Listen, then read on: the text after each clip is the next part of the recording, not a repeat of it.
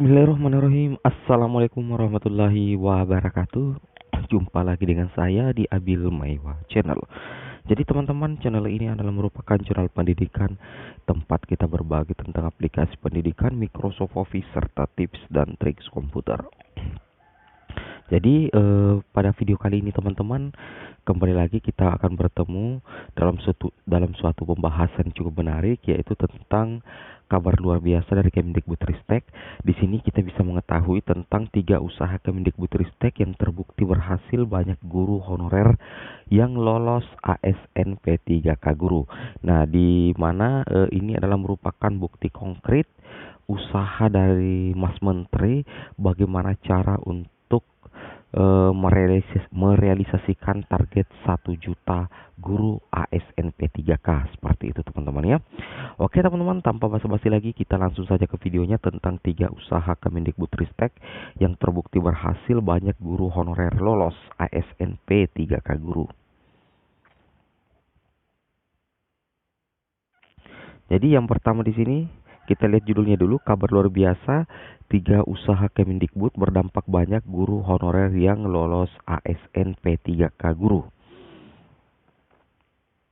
Jadi yang pertama teman-teman adalah di sini Kemendikbud istilahnya melakukan penyesuaian nilai ambang batas menjadi 3 kategori. Dan dampaknya luar biasa untuk guru honorer peserta P3K. Nah, di sini salah satu istilahnya di sini teman-teman, kebijakan strategis dari Mas Menteri atau Kemendikbudristek pada umumnya, yaitu adanya penyesuaian nilai ambang batas menjadi 3 kategori dan dampaknya luar biasa untuk guru honorer peserta P3K. Nah, beberapa waktu yang lalu sebelum pengumuman hasil seleksi tahap 1, Kemenpan RB bersama dengan Kemendikbudristek itu membuat semacam kebijakan atau gebrakan yang sangat luar biasa, dan yang pada saat itu langsung meluluskan banyak sekali teman-teman guru honorer yang dengan adanya kebijakan ini langsung bisa menembus passing grade. Nah, yang mana itu di sini meskipun bukan Kemendikbud semata tetapi bersama dengan Kemenpan RB, antara Kemenpan RB dengan Kemendikbud itu melakukan penyesuaian nilai ambang batas teman-teman ya, menjadi 3 kategori, yang mana ada dikenal istilah P1, kemudian ada istilah P2 dan ada istilah P3. Dan itu termaktub di dalam Kempan RB nomor 1169. Nah, di sini P1, kemudian ada P2 dan tentunya ada P3. Inilah yang menjadi salah satu kesempatan yang berhasil dimanfaatkan oleh banyak teman-teman guru honorer untuk lolos menjadi guru ASN P3K. Yang mana kita ambil contoh untuk kompetensi teknis di guru kelas awalnya itu 320. Itu untuk P1-nya. Namun P2-nya itu kompetensi teknis itu dinolkan untuk guru honorer berusia 50 tahun. Kemudian P3 itu terjadi penurunan passing grade menjadi 270 untuk semua kategori untuk masuk ke passing grade ketiga. Dan tentunya dengan pemberlakuan ketiga aturan ini itu banyak meluluskan guru honorer di tahap pertama, dan tentunya nantinya di tahap kedua itu sangat menguntungkan karena banyak teman-teman guru honorer yang meskipun gagal di tahap pertama tapi teman-teman guru honorer itu sudah lolos passing grade, entah apakah itu masuk di P1, P2 dan P3, dan ini nantinya itu sangat berdampak di peluang lolos nantinya di tahap yang kedua teman-teman ya, seperti itu. Oke, mungkin teman-teman sudah pahami bahwa salah satu usaha yang harus kita berikan apresiasi kepada Mas Menteri dan Kemenpan RB, yang pertama itu adalah Kemendikbud melakukan penyesuaian nilai ambang batas menjadi 3 kategori dan tampaknya luar biasa untuk guru honorer peserta P3K. Catatan, sekali lagi catatan bahwa penyesuaian nilai itu dikeluarkan oleh Kemenpan RB, tetapi bukan Kemenpan RB saja teman-teman ya. Itu pasti ada istilahnya campur tangan atau ada rapat bersama antara Kemenpan RB dengan Kemendikbudristek, seperti itu teman-teman ya. Jadi Kemendikbud dan Kemenpan RB sih, seperti itu teman-teman lebih pasnya ya. Oke. kita lanjut lagi untuk usaha yang kedua.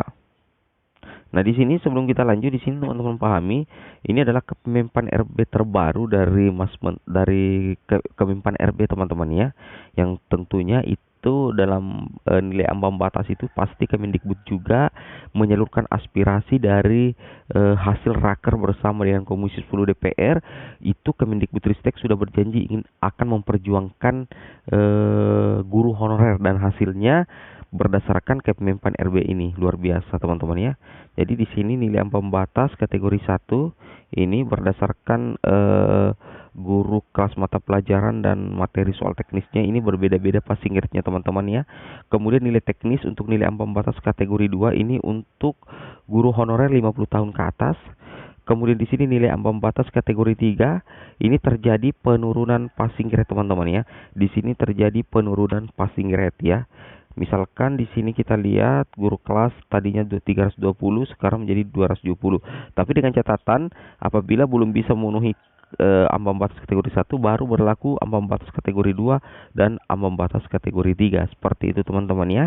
Nah, jadi misalkan dalam satu sekolah ada 3 guru honorer, kemudian 1 formasi, kemudian ketiganya adalah lulus passing grade, yang satu P1, yang keduanya P2 dan yang ketiganya P3, maka yang akan diluluskan pertama yaitu adalah guru yang mendapatkan nilai ambang batas kategori 1. Seperti itu teman-teman ya. Jadi teman-teman harus bisa pahami. Oke, kita lanjut. Yang kedua adalah pemberian afirmasi yang sangat membantu guru K2 usia 35 ke atas dan guru berserdik. Tentunya pemberian afirmasi ini adanya kolaborasi antara BKN, kemudian Kemendikbud dan Kemenpan RB sih, seperti itu yang lebih pasnya teman-teman ya.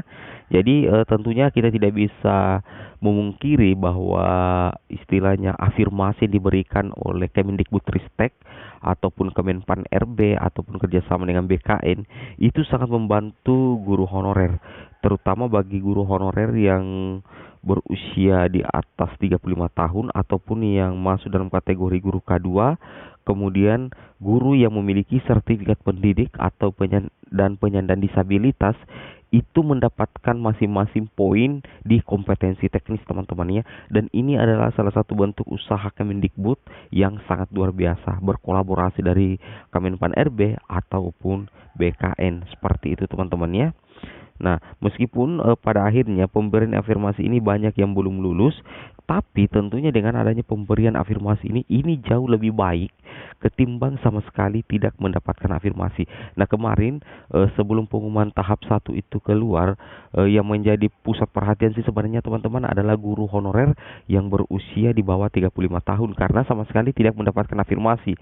Namun, di akhir-akhir pengumuman ternyata guru honorer usia 35 tahun juga mendapatkan penambahan 10% afirmasi dan masuk ke dalam kategori tersebut yang diwujudkan dalam bentuk penurunan passing grade, seperti itu teman-teman. Dan guru honorer usia 35 tahun ke bawah itu masuk ke dalam kategori passing grade yang ketiga atau kategori 3 atau P3, seperti itu teman-teman ya.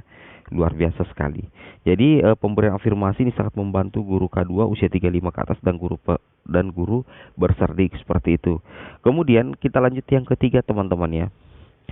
Yang ketiga di sini adalah penerapan afirmasi sekolah induk di tahap 1 menguntungkan guru induk. Tentunya sangat jelas teman-teman ya.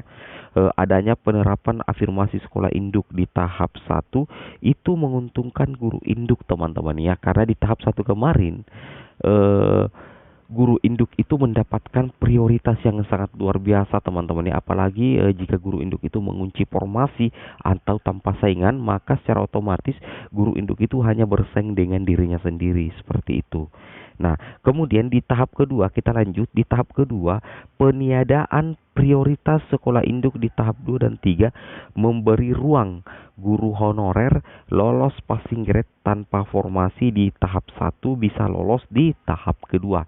Jadi sedangkan nilai plus nantinya di tahap kedua adalah sudah tidak ada lagi istilahnya kunci mengunci formasi teman-teman ya. Jadi guru honorer yang lolos passing grade ataupun yang tidak lolos passing grade di tahap pertama karena gara-gara tidak memiliki formasi itu sudah bebas memilih sekolah sesuai dengan linearitas ijazah dan sertifikat pendidik teman-teman ya, dan sudah tidak ada lagi prioritas sekolah induk. Jadi teman-teman bebas di sini. Nah, tentunya ini juga memberikan kesempatan guru swasta dan lulusan PPG untuk ikut seleksi. Luar biasa sekali teman-teman ya. Ini memberikan kesempatan kepada guru swasta dan lulusan PPG juga untuk ikut seleksi seperti itu. Oke teman-teman, mungkin cukup sampai di sini videonya. Semoga bermanfaat. Assalamualaikum warahmatullahi wabarakatuh.